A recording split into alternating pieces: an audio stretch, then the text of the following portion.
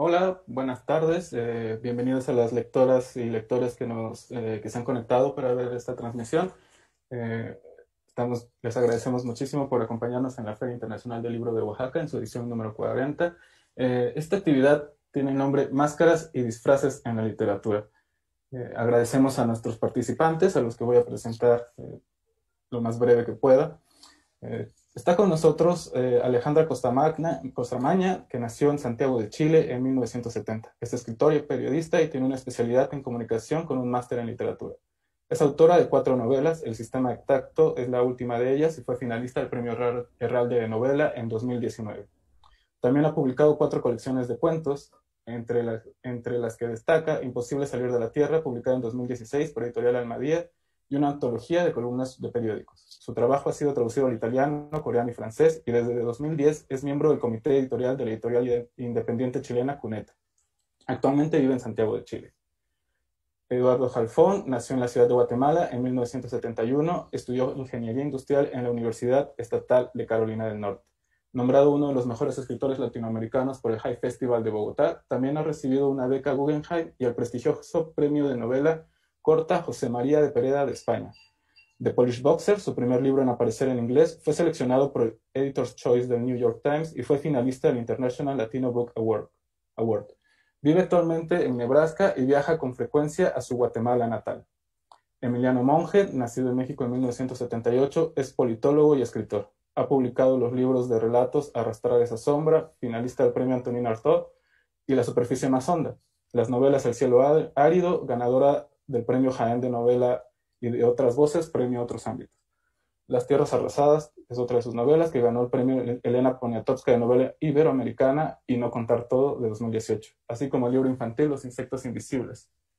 Y este año publicó Tejer la oscuridad, si no me equivoco. Algunos de sus relatos han aparecido en las antologías Lo desorden de Alfaguara. En 2011 fue reconocido por la Feria Internacional del Libro de Guadalajara como uno de los 25 escritores más importantes de América Latina y en 2017 fue seleccionado como uno de los 39 mejores escritores latinoamericanos menores de 39 años por el High Festival de Bogotá. Es colaborador habitual del diario El País, sus obras han sido traducidas a varios idiomas y vive actualmente en la Ciudad de México. Y también nos acompaña Nona Fernández, que nació en Santiago de Chile en 1971. Es actriz y escritora. Ha publicado el volumen de cuentos El cielo, las novelas Mapocho, Avenida 10 de Julio, Huamachuco, ambas ganadoras del Premio Municipal de Literatura, y Fuensálida, Space Invaders, Chilean Electric y La Dimensión Desconocida. Esta última ganadora del Premio Sor Juana de Literatura en 2016. También es autora de las obras de teatro El Taller y Liceo de Niñas, ambas estrenadas por su compañía La Pieza Obscura. Algunos de sus libros han sido traducidos al alemán, al francés y al italiano. El año 2011 fue elegida por la Feria del Libro de Guadalajara como uno de los 25 secretos mejor guardados de la literatura latinoamericana. Su libro más reciente es el ensayo Voyager, publicado en 2019. Y bueno, esta actividad, les agradezco muchísimo a los participantes por acompañarnos. Es un honor contar con su presencia, aunque sea a distancia. Y en esta mesa lo que esperamos o tenemos planeado que conversen es justamente la relación entre ficción y realidad. Así que bueno, para terminar mi participación y cederle la voz a nuestros participantes, les pido por favor que hagan una pequeña elaboración quizás o una reflexión inicial sobre cuáles son los vínculos que ustedes consideren más productivos entre realidad y ficción. Y también me gustaría recordarle a quienes nos sintonizan que pueden dejar sus preguntas para que hacia el final yo se las pueda compartir a los participantes. Y bueno, les cedo la palabra y aquí nos vemos en un rato. Gracias. Me toca, ¿no? Sí. He sido elegido Democráticamente. Muy democráticamente. El primero al fuego. Gracias, Gus. Solo que no vivo en Nebraska. Vivo en Francia. Vivía en Nebraska. Otra realidad, ¿no? La de Nebraska que la de Francia. No, Es un temón ¿no? El vínculo entre la realidad y la ficción. A mí me cuesta esto porque no sé realmente qué se entiende por realidad, ¿no? ¿Qué realidad? O la realidad de quién. Es un concepto tan abstracto y tan poco asible la realidad. Aunque parezca paradójico, me parece mucho más fácil de agarrarme del concepto ficción que del concepto realidad. Entonces, lo único que puedo hacer para empezar esta charla es más o menos contar cómo trabajo yo con la realidad. Porque todos mis relatos de ficción empiezan desde un punto muy, yo no lo llamaría real, pero lo llamaría un punto muy cercano a mí, ¿no? Un punto muy, si se quiere, biográfico, algo próximo.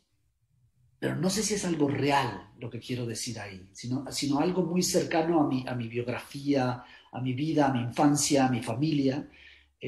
Lo que pasa es que luego tomo ese pequeño fragmento de mi vida y lo magnifico o lo paso por el tamiz de la ficción. Se convierte en ficción. O sea, no es suficiente esa realidad o esa anécdota o ese recuerdo, porque casi siempre es un recuerdo, ¿no? Trabajamos con una memoria de algo que vimos o que sentimos o que sentí, ¿no? La Guatemala de los años 70, o irme de esa Guatemala de los años 70, o mi Guatemala de los años 70, porque es la mía con la que estoy trabajando, pero es el recuerdo de eso. No quiero contar eso, sino que quiero hacer que eso se eleve de alguna manera, ¿no? Y entonces ahí es donde entra la ficción. Ahí es donde para mí es indispensable la ficción. Aunque entonces parezca biográfico, aunque parezca autobiográfico si se quiere, realmente lo único que yo hago es ficción. Aunque lleve mi nombre el señor que va contando mis historias, es absolutamente ficción. ¿Empezamos ahí? Sí. Mira, yo pensaba que lo conversábamos un poco en la previa, probablemente todo lo que tanto Nona como yo podamos decir hoy va a estar intervenido por una realidad que está ahí muy candente, que es nuestro proceso constituyente que mañana se va a constituir en un hito, ¿no? Que es este plebiscito. Y en esa misma dimensión pensaba en cosas que estos días me han dado vueltas, que se cruzan también con la pandemia, pero pensaba en algo que pasó concretamente ayer. En algún momento hay un sitio en YouTube que se llama Galería Cima, que es un sitio que está transmitiendo desde el 18 de octubre del año pasado, desde que empezó la revuelta, constantemente las 24 horas del día desde un lugar muy, muy, muy privilegiado, en realidad es como una panorámica de la Plaza de Dignidad donde han ocurrido la mayor parte de las cosas de la revuelta.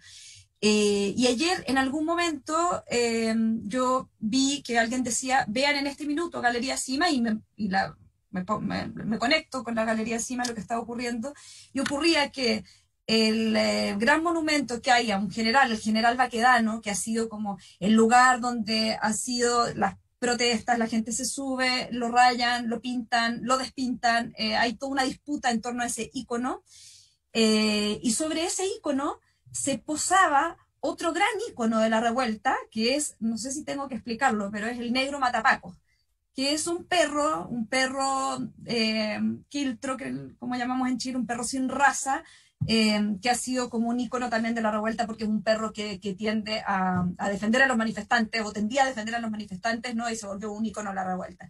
Entonces, sobre esta estatua del general Baquedano se posaba una especie de gran construcción que tapaba completamente al general Baquedano y instalaba un enorme negro matapacos en el centro de la ciudad, ¿no? Y a continuación, y lo estaba viendo yo como ahí en vivo, aparece un helicóptero que agarra como con unas pinzas al perro matapacos y se lo lleva. Y están los carabineros ahí, la policía reprimiendo y qué sé yo. Yo vi esto y fue como, no puedo creer lo que estoy viendo, y en realidad sí puedo creer lo que estoy viendo, porque es un momento tan delirante, donde todo lo real, en realidad se vuelve, entra en una zona muy sinuosa. Y entonces pensar, bueno, naturalmente después me di cuenta que es una acción de arte, ¿no? Y que lo que había ocurrido no es que nunca ocurrió, nunca se puso el negro matapaco ahí, sino que en realidad fue trabajado a partir de la cámara, ¿no? Y ese helicóptero que primero transportó al perro matapaco y después el helicóptero de la policía lo sacó, bueno, fue una acción de arte. Sin embargo, a mí me parece que esto da mucha cuenta de una relación que me parece súper interesante en el arte y en la literatura, pero en el fondo es el arte como la capacidad de extremar los límites de lo posible. Y pensar entonces que tal vez a mí, pensando en la pregunta sobre las relaciones más productivas o interesantes entre estos dos lugares, la realidad y la ficción, es justamente pensarla no como dos lugares separados, o pensar más bien que me interesa aquella literatura que no intenta delimitar estos territorios o que no intenta cerrarlos, sino que más bien se dejan intervenir, ¿no? Que dejan que lo que hay de ficción y lo que hay de realidad se vaya resolviendo en la escritura misma.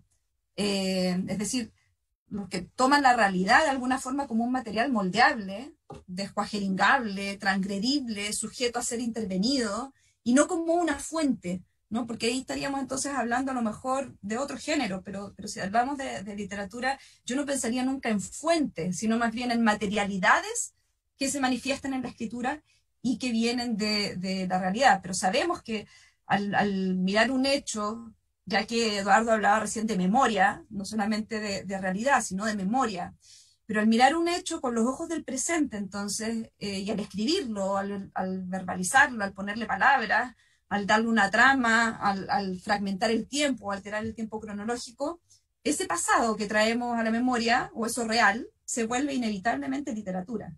Entonces, pienso que a mí lo que se me vuelve más productivo, más interesante, son los relatos que trabajan con esos restos y esos residuos de lo real, con los fragmentos de lo real, más que con construcciones redonditas y acabadas de la realidad.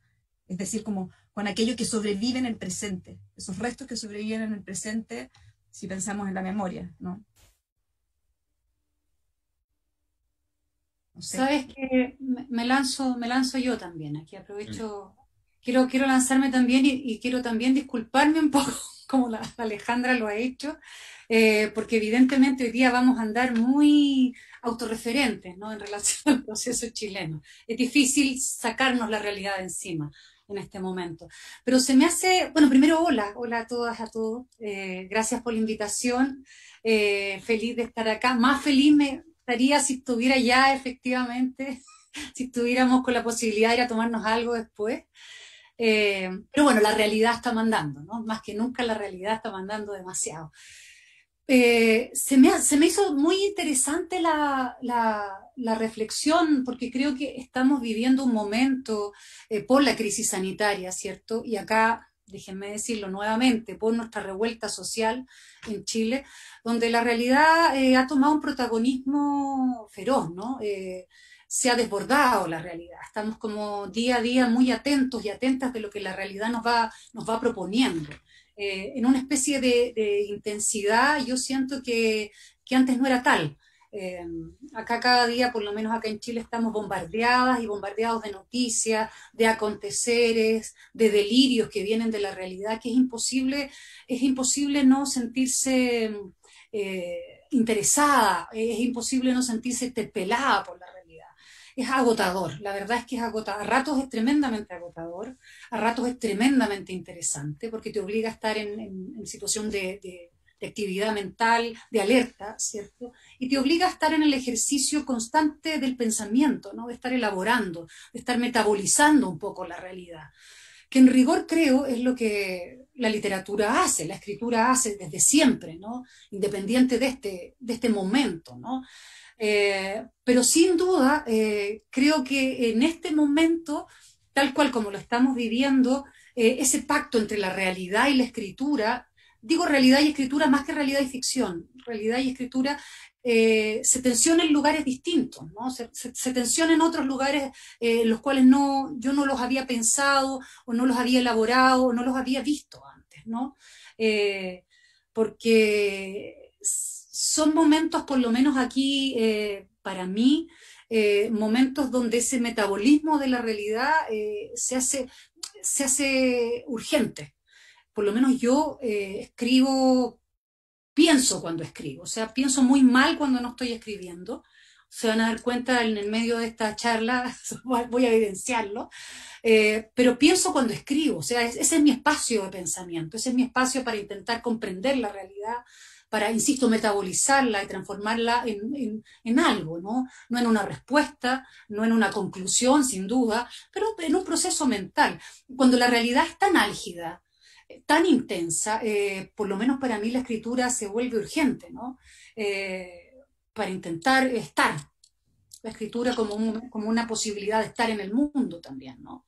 Eh, y, ahí, y ahí entra en juego una mirada o una atención que también se me hace interesante, que tiene que ver con la escritura como lugar de registro, ¿no? Que es para mí un lugar muy convocante en la escritura. Eh, lo digo desde un territorio donde hemos estado siempre con una disputa por la memoria hasta el día de hoy muy importante, ¿no? La memoria reciente de Chile es un espacio que todavía se disputa, ¿no? Entonces, frente a esa memoria, que ha sido también para mí un espacio de trabajo y de investigación, me pregunto cómo vamos a recordar el presente, qué estamos ofreciendo para la memoria futura, ¿no? En el caso que tengamos un futuro, porque tenemos claro que este futuro es tremendamente incierto, ¿no? Que es difícil incluso imaginarlo y observarlo, como se hace muy difícil imaginar el presente. Entonces, en este momento donde andamos como muy a tientas, donde la realidad es incierta, donde estamos llenas de desconcierto, se me vuelve también interesante observar la escritura, insisto, más que la ficción, la escritura como un lugar de registro. Como esta idea de jugar a la escritura,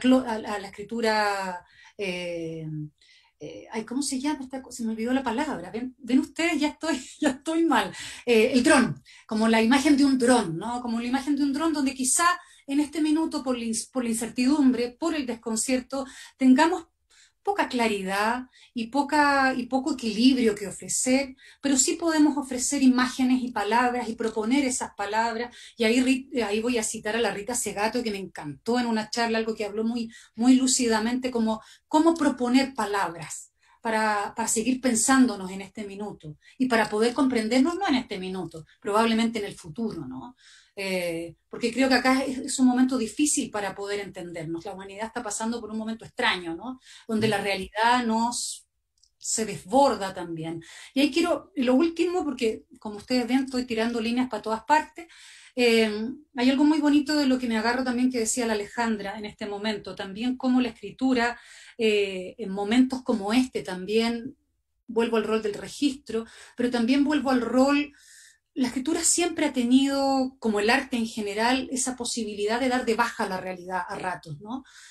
Independiente que nuestra materia prima sea la realidad, independiente que nuestra escritura esté llena de archivo y de registro, la escritura da de baja a la realidad, por lo menos por un momento, ¿no? Cuando entramos a una escritura, como lectoras y lectores, la realidad se da de baja y entramos a otro espacio, ¿no? Y en ese sentido, claro, también observo la escritura en este minuto y la escritura que me interesa como esa posibilidad de dar de baja la realidad, por efervescente, por difícil, por compleja o por interesante que sea, para poder observarla desde otro lugar. Y también para entregar un poco de magia, ¿no? Y ahí voy como lo que anunciaba la Ale recién. Yo vi esa imagen del perro matapaco volando y yo dije, wow, ¿cómo lograron poner esa gran estatua del perro en el corazón de la ciudad?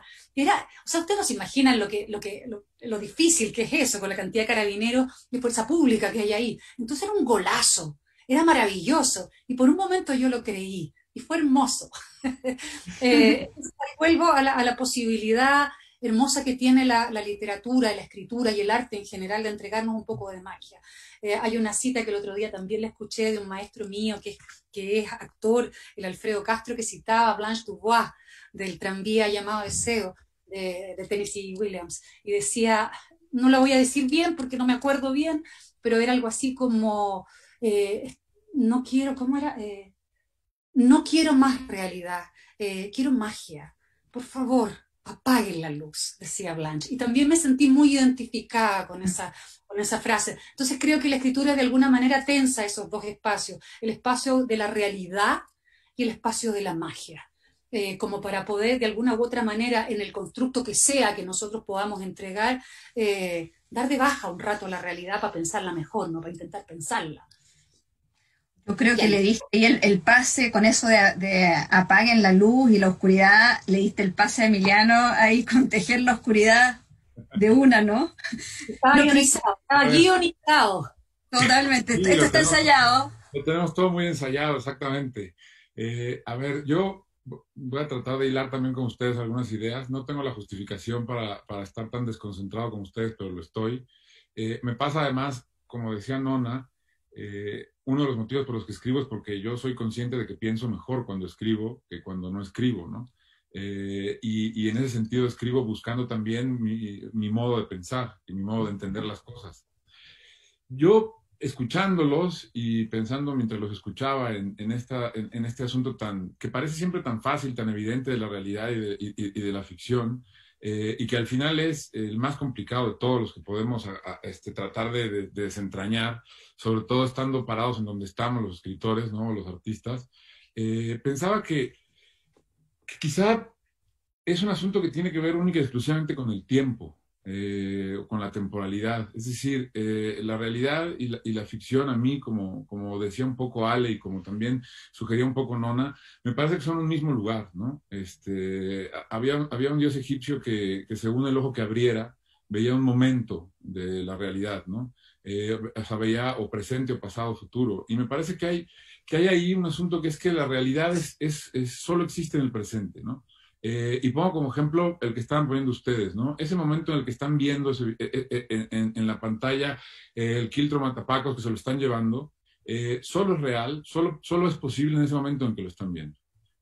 Solo puede ser real en ese momento en el que ustedes lo están viendo. Y al instante siguiente en el que, por ejemplo, Alejandra se pregunta, ¿pero qué pasó?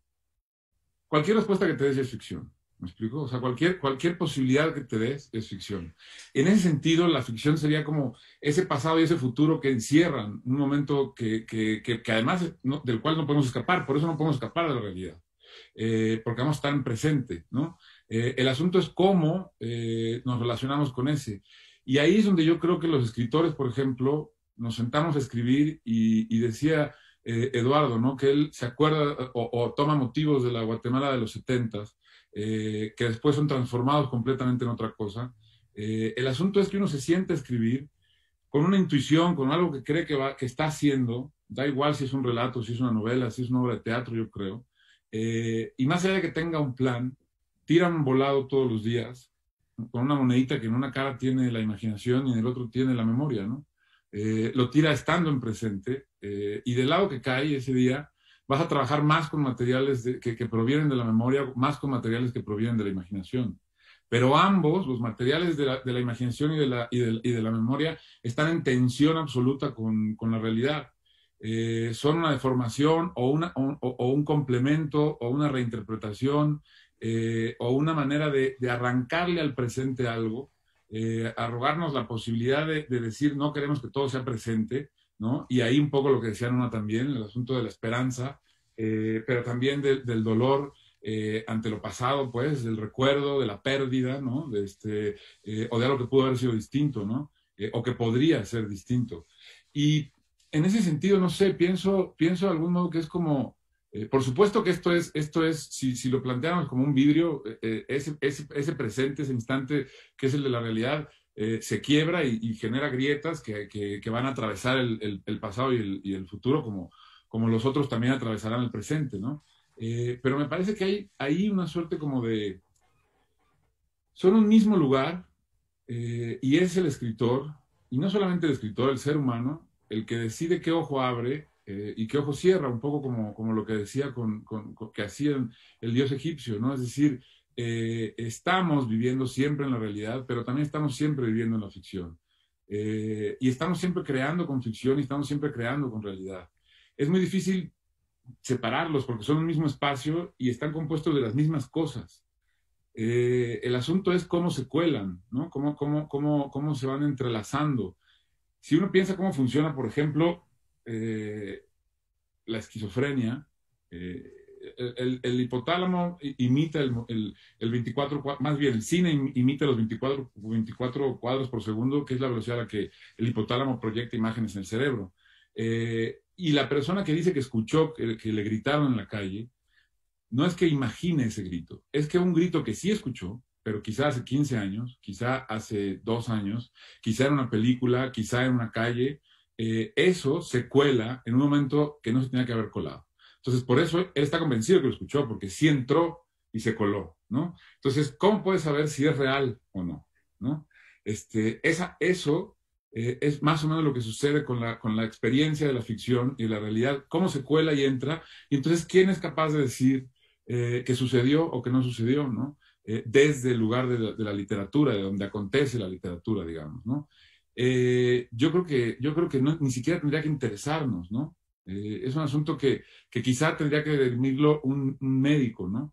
Y ya para acabar, ya que me pongo a hablar de médicos, me acuerdo de la idea de la locura, ¿no? O sea, de cómo la diferencia entre un loco y un escritor es mucho menos radical de lo que a veces pensamos, ¿no? El loco, la diferencia es solamente, el loco genera un mundo, una metáfora que no es capaz de controlar.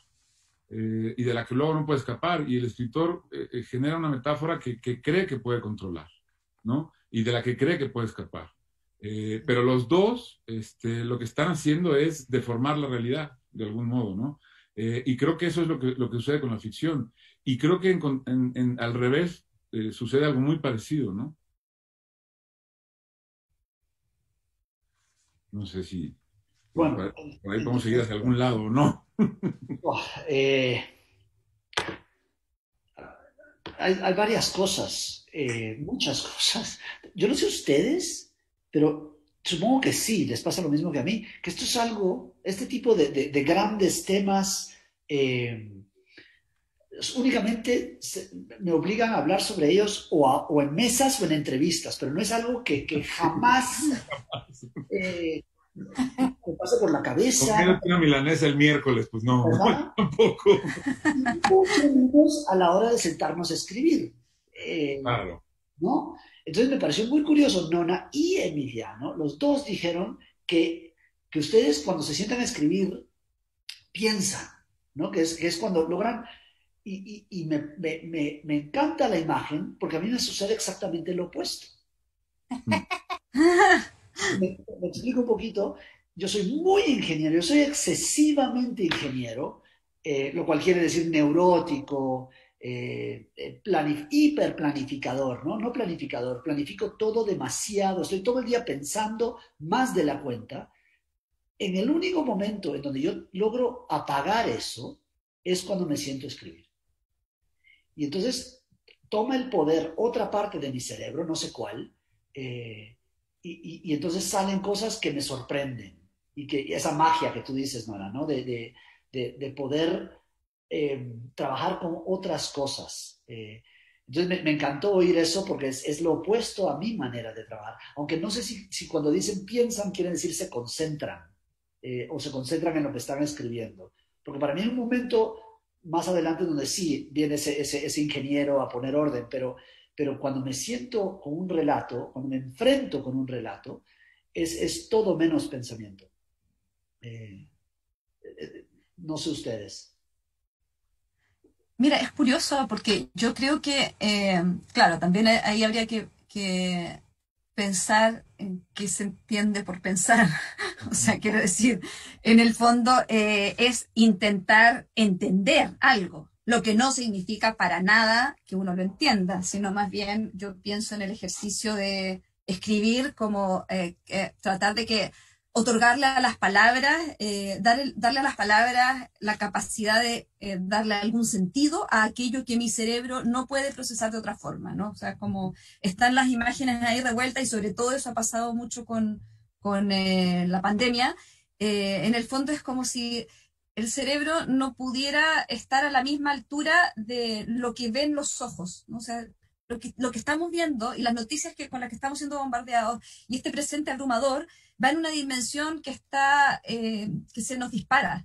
Y entonces el ejercicio de escribir, a escribir sin ninguna pretensión, escribir casi como un balbuceo. A mí me gusta, o sea, pienso que estos días más bien es como, la escritura es un desvío, es como, no tiene ningún imperativo, ¿no? Es esa zona en la que uno intenta entender algo, darle algún sentido al sinsentido. Es como más bien esa, lo veo desde ese lugar, y por lo mismo creo que cuando había como otra variante de esta mesa que tenía que ver como con la cotidianidad también, y el espacio de lo cotidiano y qué pasaba con eso en relación con si era un acto de justicia para con la cotidianidad. Yo creo que lo cotidiano hoy día toma un peso súper, súper relevante, ¿no? Es como el volver a asombrarnos con cosas que de tan naturalizadas estaban ahí quietas, ¿no? Y en lo cotidiano lo que pasa es que volvemos a mirar con otros ojos, y no solo en lo micro, yo creo que volvemos a mirar también esto normalizado de la vida que estábamos llevando, quiénes éramos, qué lugar ocupábamos, como socialmente también. O sea, creo que esto ha sido un sacudón en que volvemos a mirar de nuevo.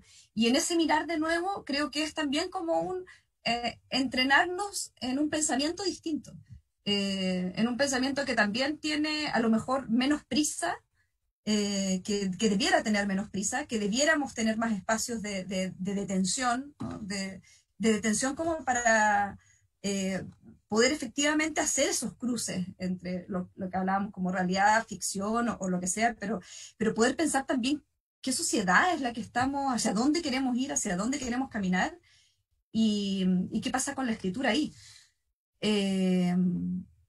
Sí, me fui un poquito de la rama, pero es que No, está bien, está bien.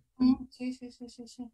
Sí, y volviendo un poco a lo que, al pensar, que claro, es un pensar bien, por lo menos a mí, cuando me siento a escribir, cuando convoco esa realidad y intento pensarla, como decía, es un proceso muy intuitivo, ¿no? No es que tenga una carta ganso con material, no, es como una improvisación, pero en esa improvisación hay un hilo de sentido que empieza como de alguna manera a bajar. Que por supuesto es muy personal. Creo que es un pensamiento un hilo de sentido que probablemente no es traspasable. Y después viene lo que tú muy bien señalas, el momento donde uno, claro, uno piensa un poco más y comienza la edición y organizar esos materiales, ¿no? Pero, pero es un pensamiento muy a ciegas también, y me encanta, ¿no? Siempre pienso que entro al espacio de la escritura, nunca sé muy bien lo que voy a escribir, ¿eh? De hecho es así. Entro como quien se lanza a una piscina en pelota en la noche. ¡Pah! No tienes idea lo que vas a encontrar, si va a ser frío, si va a ser calor, si hay un monstruo abajo, no sé, o un tremendo amante, no lo sé, puedes encontrar lo que sea. Pero me gusta esa sensación. Y eso para mí es pensar, puede sonar extraño, pero para mí lo es. Y ahí voy encontrando algo. Y claro, voy a retomar también un poco lo que dice la Ale también en relación a cómo esas prácticas de escritura ahora, en un momento como este, como el en el que estamos viviendo, un tiempo de pandemia, ¿no? De crisis sanitaria, de suspensión de futuro, de tiempo extraño, este tiempo como atemporal, esta dimensión rara de tiempo que estamos viviendo, donde efectivamente lo doméstico ha cobrado un protagonismo rarísimo, y a veces cautivador, por lo menos para mí, que soy muy poco doméstica y he terminado siendo una gran doméstica. Cómo vamos observando, ¿cierto?, nuestros escenarios de una manera distinta, y cómo la escritura va cayendo ahí en un espacio que quizá antes incluso de este escenario para mí ya se estaba volviendo muy evidente, que es la escritura como un tartamudeo, ¿no? Una escritura que no intenta consolidar algo, ni tirar fórmulas éticas o morales sobre las cosas, sino que observa desde la oscuridad del minuto lo que se hace, ¿no? Y también una escritura donde muchas veces quizá, y eso tiene que ver mucho, son reflexiones que estoy haciendo con ustedes también, ¿no? Puede que mañana me arrepiente de todo lo que diga. Pero siento que también esta vivencia de la pandemia nos ha heredado una apertura de conciencia donde nos entendemos como seres como parte de un organismo, ¿no? La cámara sube cuando llega este virus y nos damos cuenta que toda esta locura controladora del yo que hemos tenido siempre de controlar nuestro futuro, nuestra agenda, nuestro todo, se fue al carajo, que no tenemos ninguna posibilidad de futuro si no nos enredamos unas con otros, y nos enredamos con la naturaleza, sin duda. Esta conversación no tiene ningún sentido si no hacemos cambios radicales en términos de planteamientos ecológicos en la humanidad. En 10 años más no existimos, es así de simple. Y como que el virus nos ha llegado a observar eso con radicalidad. Y eso también, de alguna u otra manera, siento que toma la escritura, ¿no? O sea, una escritura que quizás se vuelva con autorías más invisibles, ¿no? Y ahí vuelvo al eje también del título de esto, los disfraces y las máscaras. Creo que también me hace sentido en este momento una escritura donde uno se desvista bastante más, donde se invisibilice bastante más, y donde quizá nos empecemos a trenzar con autorías colectivas, a la vez adquiriendo el disfraz de los otros y de las otras. No sé, es raro lo que estoy diciendo, pero como desvestirse de nuestra propia vestidura para apropiarnos y para compartir la ropa de los otros, o los disfraces de los otros, o la piel o los cuerpos de los otros, ¿no? Y enredarnos en una escritura que debiese ser como este organismo, que observamos y que nos trenza y que creo que es lo único que nos ofrece una posibilidad real de futuro, ¿no? Porque si no llegamos a ninguna parte, ¿no? Voy disparando ideas muy sueltas, ¿no? Pero todos creo que estamos haciendo eso, ¿no? Y está bien. Yo creo que también tratando de agarrar algunas de las cosas que han dicho y tratando de también responder un poco a la pregunta que hacía Eduardo, que me parece muy interesante. Yo creo que estoy de acuerdo con Nona en cómo define la idea de pensar, ¿no? Y por qué decimos por qué coincido con ella en que yo pienso mejor cuando escribo. No me refiero a un asunto resolutivo, ¿no? Sino a un asunto más como de clarificación del olfato, o sea, como de búsqueda, ¿no? Busco mejor cuando estoy escribiendo que cuando no estoy escribiendo. Y ahí entra otro asunto que es muy importante, que es esto último que decía Nona, de la conexión con los otros, ¿no? Y con las máscaras. Todos vivimos con una máscara, y esto ya no es un asunto solamente de literatura, ¿no? Sino, o sea, hay un montón de sociólogos que plantean el asunto de las máscaras, de cómo desde la infancia aprendemos a ponernos y quitarnos una máscara u otra en el momento que necesitamos por el instante social en el que estamos, ¿no? El momento.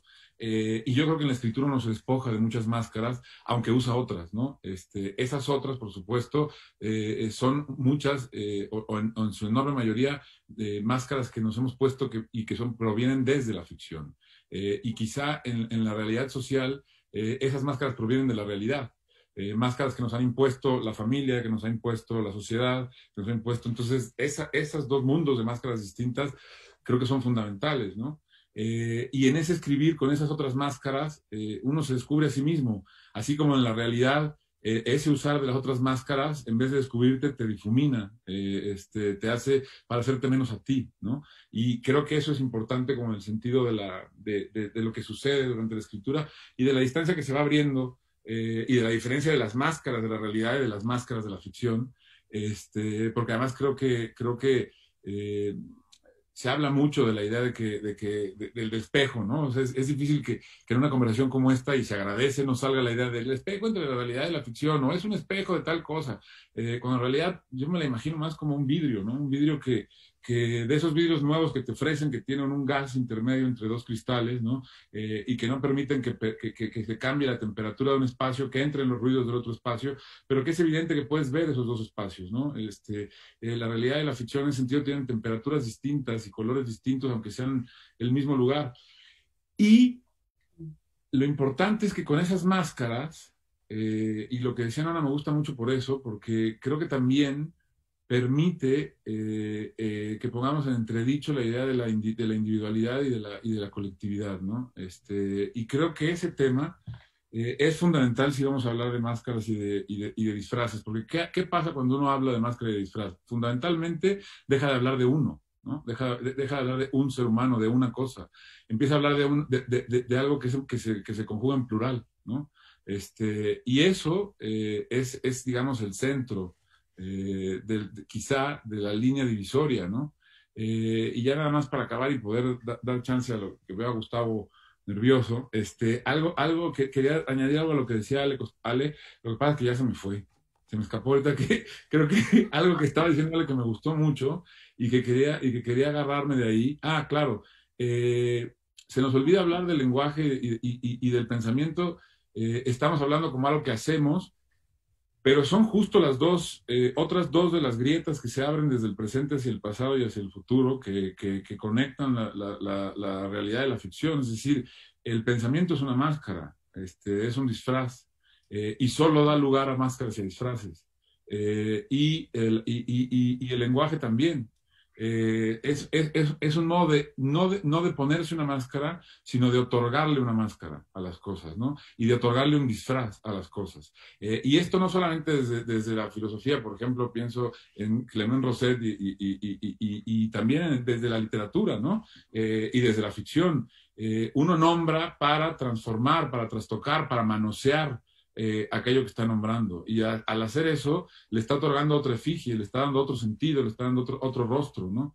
Y creo que entonces en ese sentido también la ficción, digamos, es un juego de máscaras sobre la realidad, como la realidad es también un juego de máscaras sobre la ficción, ¿no? Pero son también así ideas que vamos sacando juntos aquí mientras estamos todos pensando en que le vaya muy bien a Chile mañana. Bueno, en efecto ya estamos terminando el tiempo, nos quedan 10 minutos. Entonces les voy a compartir dos preguntas que hace el público. Bueno, en realidad son tres, pero de dos personas distintas. La primera es de José Antonio Bautista,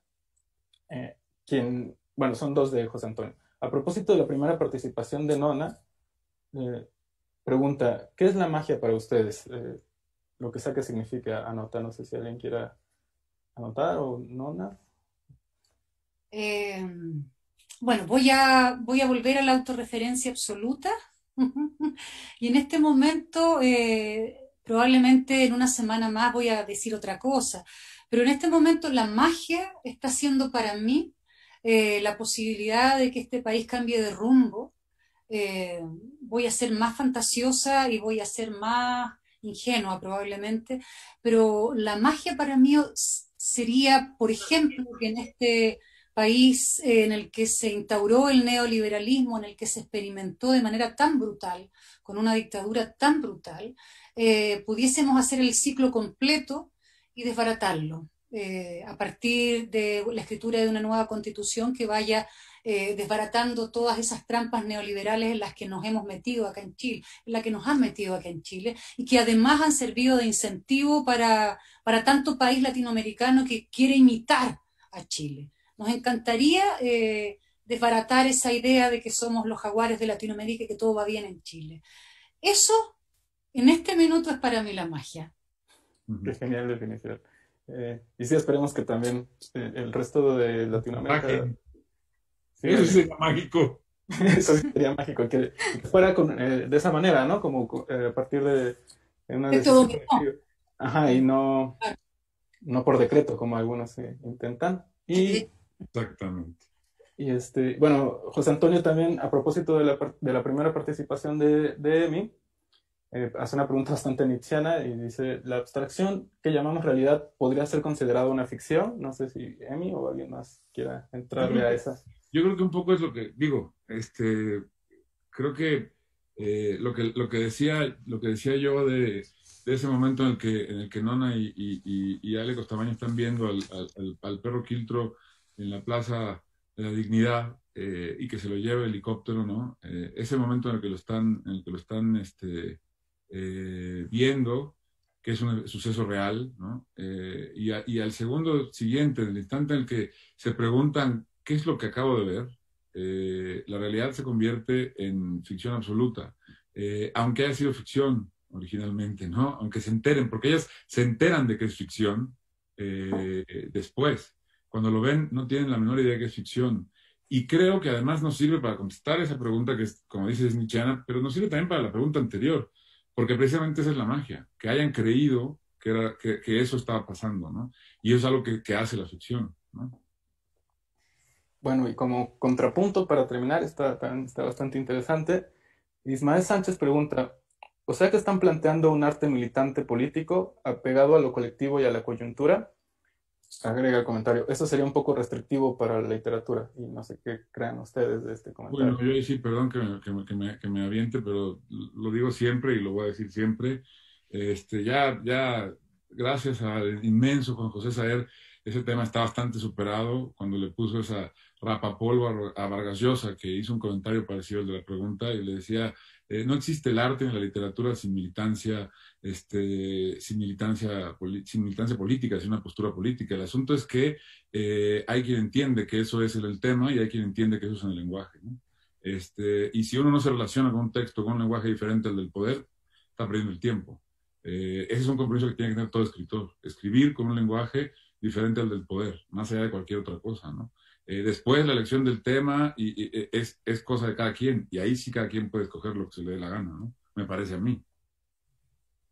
No sé si Eduardo, Ale, no, no Sí, yo quieren. solo quisiera sí, no, complementar un poquito lo que decía recién Emiliano sobre el tema de lo político y aclarar un poco porque a veces se vuelve como confuso, se vuelve todo muy contenidista, ¿no? El tender a pensar que porque un texto habla sobre algo, ese algo es político. Y muchas veces es todo lo contrario. O sea, todos los textos que puedan salir, o muchos de los textos que a lo mejor que incluso puedan salir sobre la misma revuelta, el mismo estallido, a lo mejor van a carecer de un carácter político en el sentido de ser disruptores de un orden también, de un orden que se expresa en las formas en que se concibe el lenguaje, en que se concibe incluso como ciertas categorías hegemónicas de cómo narrar. Entonces yo creo que la discusión de lo político está, no sé, siempre cuando aparece este tema yo pienso en un par de figuras, como Pedro Lemebel, por ejemplo, como, claro, uno podría decir, sí, es súper política su escritura por los temas y por las voces que antes estaban marginadas y que les da voz y que les da presencia. Ok, esa es una mirada. Pero más que nada, a mí me parece que lo político, en un caso como el de Pedro Lemebel, tiene que ver con una alteración de la sintaxis, con crear un habla otra, con mirar las cosas desde desencajar el punto de la mirada de donde estábamos acostumbrados a narrar y dar la posibilidad de que sean, mover el ángulo de donde miramos, mover el ángulo donde miramos y con un habla y un lenguaje otro. Entonces creo que esa tal vez es como una operación política súper radical.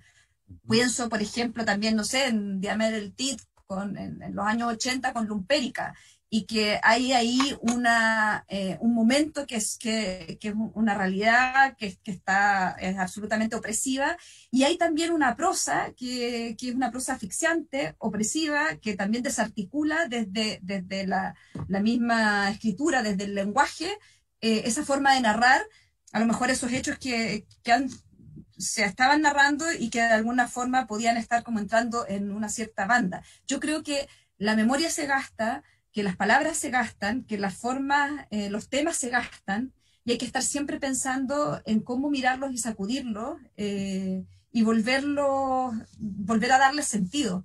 Y creo que ahí están probablemente las operaciones más disruptivas o más políticas, si queremos verlos de ahí. O sea, no hay que confundir lo político con lo panfletario, que ese es un punto complejo.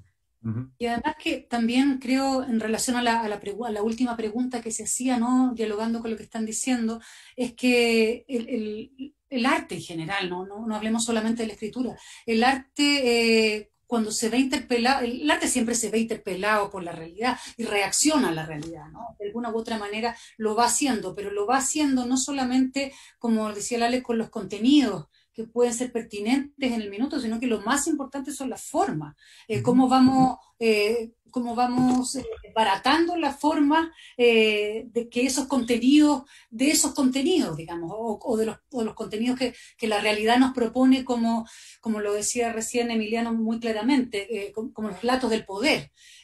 Ir en contra del poder artísticamente no es solamente decir que estamos en contra del poder, es poder relatarlo y poder construirlo con artefactos que que por su forma también, por su lenguaje, lo vayan ejerciendo, ¿no? Y en ese sentido, claro, cuando acá hablamos de pensar en un relato más colectivo, no implica que nos vayamos al discurso político, no, lo sabemos, el arte es político, pero no desde la idea de lo partidista, es desde otros lugares, probablemente desde el lugar de la magia, desde el lugar que ocurre cuando apagamos la luz, ¿no? Y esos son los diálogos en los que la creación, en esos diálogos la creación está. Pero siempre es política, sin duda, pero no como discursivamente hablando, partidistamente hablando. Eso es como un lugar extraño para el arte, pienso yo. Eduardo, no sé si tendrías un comentario final. Voy a repetir lo mismo que han dicho mis amigos, Gus, porque y quizás esa es una buena pregunta para ir cerrando, ¿no? Porque une estos elementos de magia y forma y lenguaje, ¿no? La magia para mí siempre ha estado en el lenguaje, en la prosa, ¿no? Siempre. Pero es algo sumamente misterioso, ¿no? Yo tenía un amigo en Guatemala que ya falleció que decía o tiene duende o no tiene duende, ¿no? Otra palabra para decir magia, pero o un texto, ¿tiene magia? ¿Tiene ese algo o no lo tiene? Ahora, ¿cómo hacer para que tenga ese algo? Es un misterio absoluto. Ninguno de nosotros creo que sabe la fórmula o tiene la fórmula para inculcarle magia a un texto. Entonces, escribes apagando la luz, como dice Nona, ¿no? Apagas la luz, te lanzas a la piscina y rezas un poco para que la magia suceda ante ti. Entonces, es una manera de ser político, ¿no? De darle ese texto, una política, pero una política... una postura, a mí no me gusta la palabra política porque no la entiendo tampoco, una postura, ¿no? Una postura desde donde hablas, desde donde cuentas algo, pero está en el contar ese algo, ¿no? En ese lenguaje, en esa prosa, en donde algo puede o no suceder en el lector, en el que finalmente recibe eso que estás escribiendo. O sea, la magia sucede en él y en ella. No en la página. Bueno, un gran comentario como para cerrar. En efecto, se nos ha terminado el tiempo. Les agradecemos muchísimo de parte de todo el comité organizador, a Eduardo, Alejandra, Nona, Emiliano por su participación, por haber aceptado la invitación y haber conversado con quienes nos sintonizan. Y a propósito de esto, a quienes nos sintonizan, les recordamos que en el marketplace de la Feria del Libro, ahí en el chat de las transmisiones están ya algunos links para poder adquirir los libros de quienes nos acompañaron en la mesa. Y bueno, muchísimas gracias. Sigan sintonizando los eventos de la Filo, cada una semana todavía de actividades. Y gracias, Nona, de nuevo. Gracias, Emi. Gracias, Ale. Y gracias, Eduardo. Gracias a ti, gracias. Gracias por la invitación. A todos, compañeros. Y Gracias. suerte para Chile. Suerte, sí. Sí, disculpen la dispersión. No, yo estoy mejor que nunca. El autorreferencia también. Oye, ¿ya no estamos grabando? Estoy esperando la...